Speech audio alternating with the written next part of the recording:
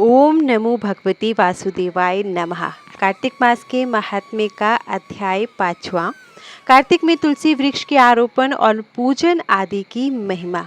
ब्रह्मा जी कहते हैं, कार्तिक मास में जो विष्णु भक्त पुरुष प्रातःकाल स्नान करके पवित्र हो कोमल तुलसी दल से भगवान दामोदर की पूजा करता है, वह निश्चय ही मोक्ष प्राप्त कर लेता है।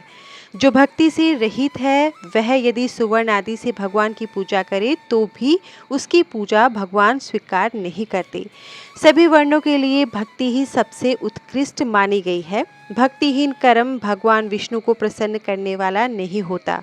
यदि तुलसी के आधे पत्ते से भी प्रतिदिन भक्ति पूर्वक भगवान की पूजा की जाए तो भी वे स्वयं आकर दर्शन देते हैं। पूर्व काल में भक्त विष्णुदास भक्ति पूर्वक तुलसी पूजन से शीघ्र ही विष्णु धाम को चला गया।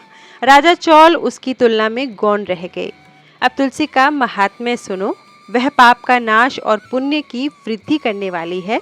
अपनी लगाई हुई तुलसी जितना ही अपने मूल का विस्तार करती है उतने ही सहस्त्र युगों तक मनुष्य ब्रह्मलोक में प्रतिष्ठित होता है। यदि कोई तुलसी संयुक्त जल से स्नान करता है तो वह सब पापों से मुक्त हो भगवान विष्णु के लोक में आनंद का अनुभव करता है। महामुने, जो लगाने के लिए तुलसी का संग्रह करता और लगाकर तुलसी का वन तैयार कर देता है वह उतने से ही पाप मुक्त हो ब्रह्म भाव को प्राप्त होता है। जिसके घर में तुलसी का बगीचा विद्यमान है उसका वह घर तीर्थ के समान है। वहाँ यमराज के दूत नहीं जाते। तुलसी वन सब पापों को नष्ट करने वाला, पुण्य में तथा अभिष्ट कामनाओं को देने वाला है। जो श्रेष्ठ मानव तुलसी का बगीचा लगाते हैं वे यमराज को नहीं देखते। जो मनुष्य तुलसी काष्ठ संयुक्त गंध धारण करता है क्रियमान पाप उसके शरीर का स्पर्श नहीं करता।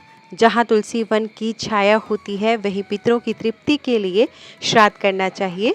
जिसके मुख में, कान में और मस्तक पर तुलसी का पत्ता दिखाई देता है उसके ऊपर यमराज की भी दृष्टि नहीं पड़ती, फिर दूतों की तो बात ही क्या है। जो प्रतिदिन आदर पूर्वक तुलसी की महिमा सुनता है वह सब पापों से मुक्त हो ब्रह्मलोक को जाता है।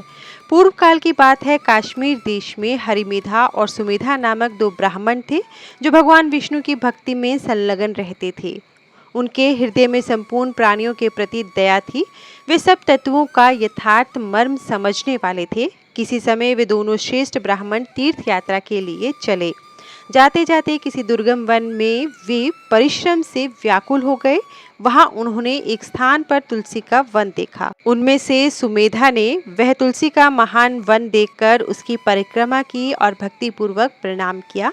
यह देख हरिमेधा ने तुलसी का महात्म्य और फल जानने के लिए बड़ी प्रसन्नता के साथ बार बार पूछा, ब्राह्मण, अन्य देवताओं, तीर्थों, व्रतों और मुख्य मुख्य ब्राह्मणों के रहते हुए तुमने तुलसी वन को क्यों प्रणाम किया है?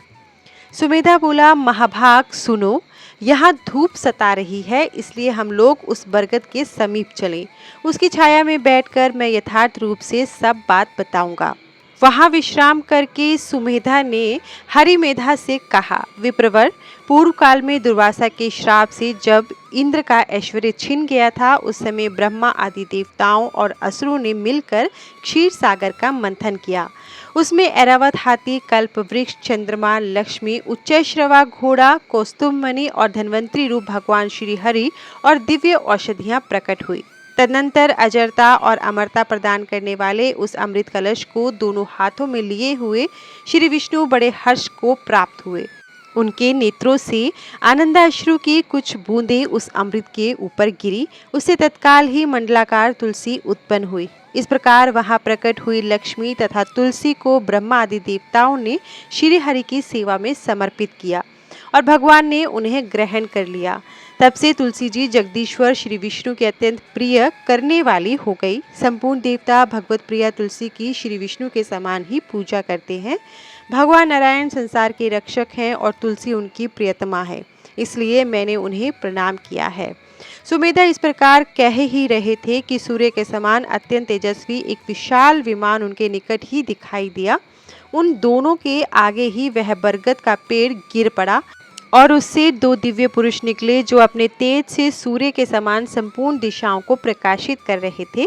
उन दोनों ने हरिमेधा और सुमेधा को प्रणाम किया। उन्हें देखकर वे दोनों ब्राह्मण भय से विह्वल हो गए और आश्चर्यचकित होकर बोले, आप दोनों कौन हैं? देवताओं के समान आपका सर्वमंगल में स्वरूप है। आप नूतन मंदार की माला धारण किए कोई देवता प्रतीत हो रहे हैं। उन दोनों के इस प्रकार पूछने पर वृक्ष से निकले पुरुष बोले, विप्रवरु, आप दोनों ही हमारे माता पिता और गुरु हैं, बंधु आदि भी आप ही दोनों हैं। इतना कहकर उनमें से जो ज्येष्ठ था वह बोला, मेरा नाम आस्तिक है, मैं देवलोक का निवासी हूँ। एक दिन मैं नंदन वन में एक पर्वत पर क्रीड़ा करने के लिए गया। वहाँ देवांगनाओं ने मेरे साथ इच्छानुसार विहार किया। उस समय युवतियों के मोती और बेला के हार तपस्या करते हुए लोमश मुनि के ऊपर गिर पड़े।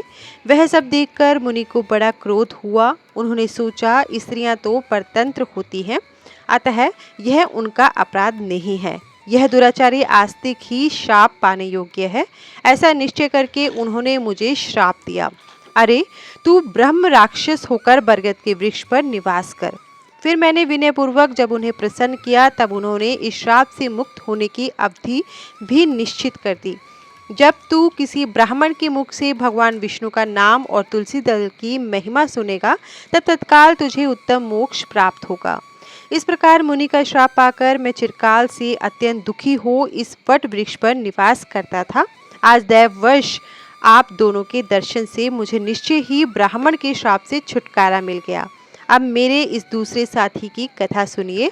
ये पहले एक श्रेष्ठ मुनि थे और सदा गुरु की सेवा में ही लगे रहते थे।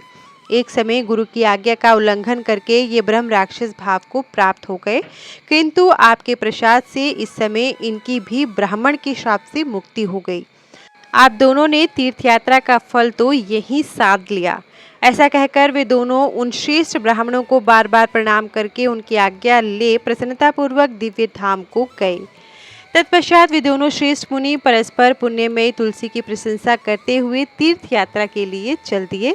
इसलिए भगवान विष्णु को प्रसन्नता देने वाले इस कार्तिक मास में तुलसी की पूजा अवश्य करनी चाहिए।